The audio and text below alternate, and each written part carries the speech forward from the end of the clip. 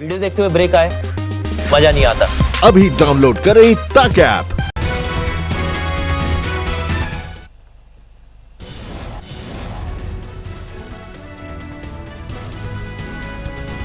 LAC पर भारत चीनी सैनिकों के बीच हिंसक झड़प, भारत के 20 जवान शहीद, सेना आज बताएगी सभी शहीदों के नाम। चीनी सैनिकों ने धोखे से किया हमला, भारत के जवाबी हमले में चीन के 43 सैनिकों की मौत या घायल। एलएसी पर चीन के हेलीकॉप्टर्स का मूवमेंट बढ़ा, हताहत सैनिकों को एयरलिफ्ट कर रहा चीन। भारतीय सेना का छोटा दल चीन से बातचीत करने गया था, उसी दौरान धोखे से चीनी सैनिकों ने किया हमला।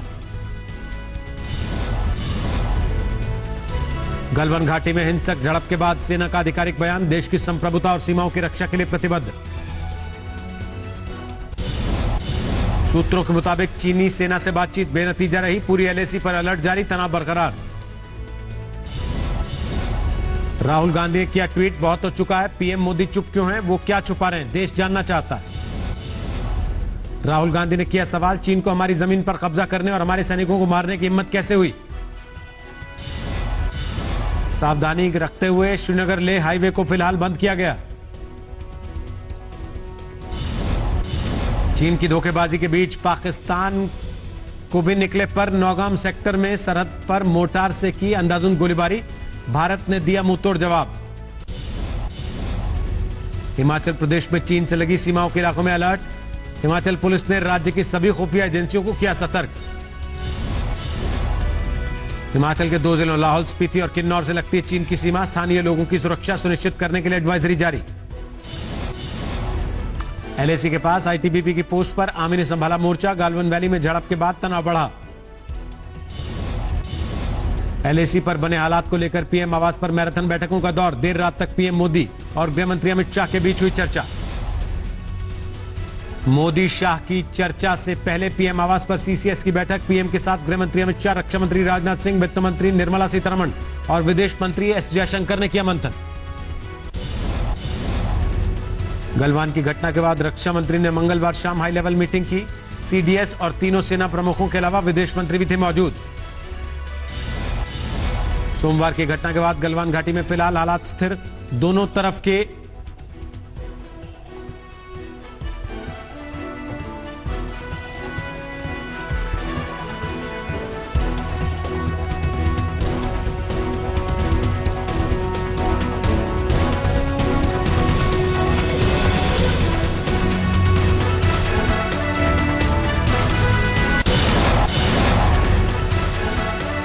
भारत और चीन के बीच एलएसी पर हुई हिंसक झड़प पर संयुक्त राष्ट्र प्रमुख एंटोनियो गुटेरेस ने जताई चिंता, दोनों देशों से अधिकतम संयम बरतने की अपील की। चीन के साथ झड़प में शहीद हुए 16 बिहार रेजिमेंट के कमांडिंग अफसर कर्नल संतोष बाबू तेलंगाना के सूर्यापेट के रहने वाले थे, पीछे छोड़ गए एक बेटा और एक बेटी। शहीद कर्नल संतोष बाबू की मां बोली, इकलौता बेटा खो दिया लेकिन देश के लिए कुर्बानी पर गर्व है। गालवन में शहीद हुए सिपाही कुंदन झा झारखंड के साहिबगंज के रहने वाले थे, 17 दिन पहले बने थे पिता, नहीं देख पाए बेटी का मुंह। तमिलनाडु सरकार ने शहीद पलानी के परिवार को 20 लाख रुपए की आर्थिक मदद और परिवार के एक सदस्य को सरकारी नौकरी देने का ऐलान किया। छपरा के दिगरा पंचायत के रहने वाले सुनील ने भी दी शहादत, पत्नी बेटी और मां के नहीं थम रहे आंसू।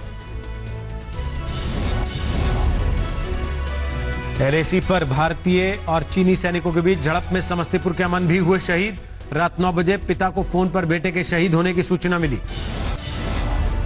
अहमदाबाद में चीन के सामान का बहिष्कार, राष्ट्रपति शी जिनपिंग की फोटो समेत चीनी सामान को लगाई आग। भारत में दिखा कोरोना का दिल दहलाने वाला रूप, अब तक देश में कोरोना से 11,903 लोगों की मौत।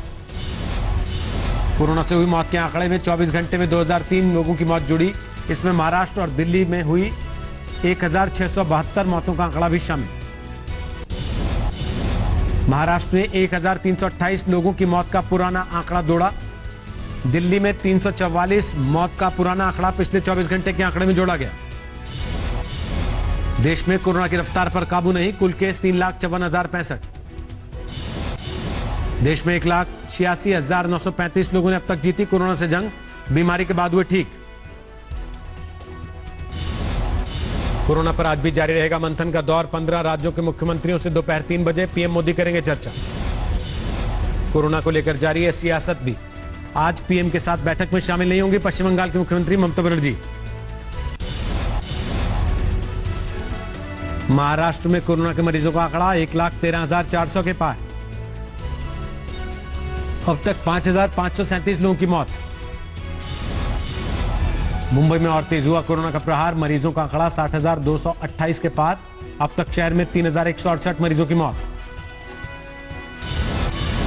दिल्ली के स्वास्थ्य मंत्री सत्येंद्र जैन अस्पताल में भर्ती। आज फिर होगा कोरोना टेस्ट। दिल्ली में नहीं थम रही कोरोना की रफ्तार। 24 घंटे में 1,859 नए मामले। 93 मरीजों ने दम तोड़ा।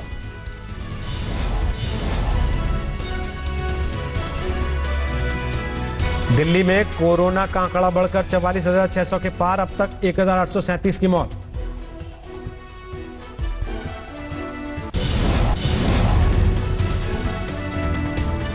अनामिका शुक्ला धोखाधड़ी केस में मास्टरमाइंड जसवंत पर एफआईआर दर्ज करने का आदेश। कन्नौज के प्राथमिक विद्यालय में है प्रधानाध्यापक। कन्नौज के बेसिक शिक्षा अधिकारी ने जसवंत को किया बर्खास्त। वेतन रिकवरी के लिए नोटिस जारी। विशाखापत्तनम में किसान की पासबुक ऑनलाइन अपलोड करने के लिए रेवेन्यू अफसर ने ली 14,000 की घूस। एंटी करप्शन ब्रांच ने दबोचा। बरेली में एक युवक ने घर में लगाई फांसी। अभिनेता सुशांत सिंह राजपूत की मौत से दुखी था। राजस्थान के पाली में युवक का अपहरण करके जबरन पेशाब पिलाने का आरोप। पुलिस ने 5 लोग गिरफ्तार किए। ग्रेटर नोएडा में यामा कंपनी के ऑटो पार्ट्स गोदाम में लगी आग। दर्जन भर दमकल की गाड़ियों ने आग पर पाया काबू। मुरादाबाद में हाईवे पर बाइक सवार गुंडों ने की फायरिंग। कार सवार लोगों को पीटा। दिल्ली पुलिस ने स्नैचिंग गैंग के सरगना सचिन मॉडल समेत 4 को दबोचा। चोरी के 85 मोबाइल, 15 लेडीज बैग बरामद। रोहतक में 45 साल के शख्स की सर में गोली मारकर हत्या। 26 दिन में 13 हत्याओं से जिले में खौफ। नोएडा के ईएसआईसी अस्पताल की 7वीं मंजिल से युवती ने छलांग लगाई। मौत के कारणों की जांच जारी।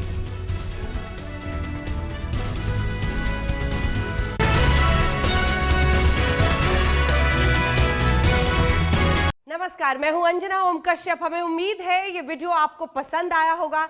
लेटेस्ट खबरों के लिए यूं ही देखते रहिए आज तक और इस वीडियो के पसंद आने पर लाइक, शेयर एंड सब्सक्राइब करना ना भूलें।